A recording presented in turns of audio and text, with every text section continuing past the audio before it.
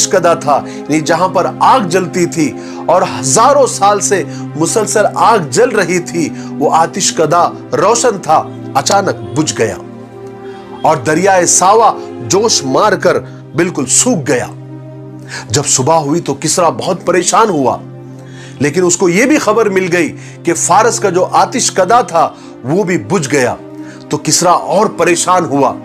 उनके जो बहुत बड़े आलिम थे, बहुत बुजुर्ग थे और मर्जुल मौत यानी सकरात के आलम में थे और आखिरी सांसें ले रहे थे, वो उसने जाकर उनसे ये सब चीजों की, ये जलजले की और ये कंगरे गिरने की, दरियाए सावा सूखने की और आतिश कदा बुझने की, ये जो अजीब अजीब जो वाकयात हुए, इसकी वजह पूछी। तो उस राहिब ने, उस आलिम ने मरने से पहले कहा कि याद रखो,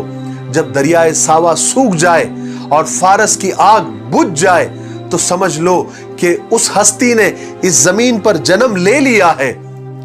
जो अब तुम्हारी हुकूमत का तख्ता पलट कर रख देगा। अब तुम्हारे आखिरी के चंद दिन बचे हुए हैं हुकूमत के।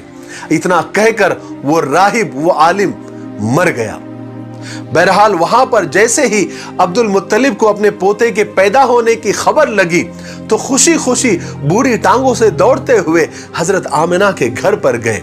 सरकार दो आलम सल्लल्लाहु अलैहि वसल्लम को अपनी गोद में लिया और खूब प्यार किया और गोद में ही लेकर हरम में आए और बैतुल्लाह का तवाफ किया और फिर सातवें दिन अकीका किया और इस अकीके के प्रोग्राम में पूरे कुरैश को दावत दी और उसी प्रोग्राम में अब्दुल मुत्तलिब ने अपने पोते का नाम मोहम्मद रखा। इतना प्यारा, इतना मीठा और इतना यूनिक नाम था कि लोगों ने इसकी वजह पूछी कि अब्दुल मुत्तलिब, तुमने ये नाम क्यों रखा?